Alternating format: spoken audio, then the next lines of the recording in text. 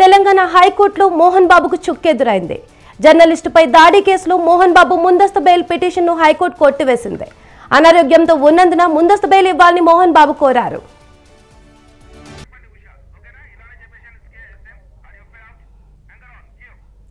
దీనిపై పూర్తి వివరాలు ఉషా అందిస్తారు. చెప్పండి ఉషా.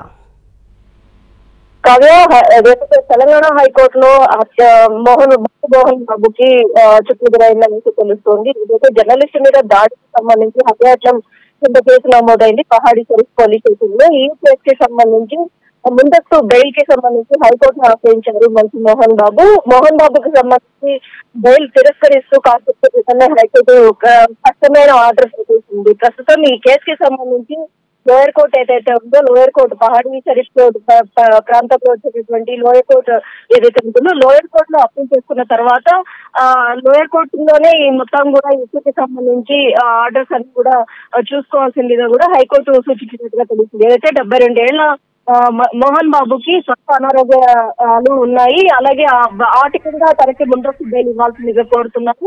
కాసేపటి దగ్గరనే సిపి సుధీర్ బాబు కూడా ఈ ఇష్యూ మీద కూడా స్పందించడం జరిగింది.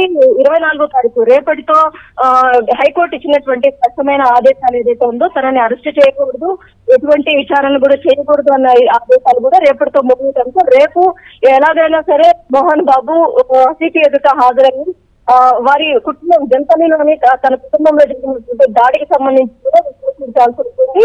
దీనికి సంబంధించి పూర్తి వివరాలు లా అండ్ ఆర్డర్ కి సంబంధించినటువంటి పూర్తి వివరాలు కూడా అతను చెప్పాల్సి ఉంటుంది. ఓవరాల్ గా ఈ కేసు ఏదైతే ఉందో సుప్రీంకోర్టు ఏదైతే హత్యాయత్నానికి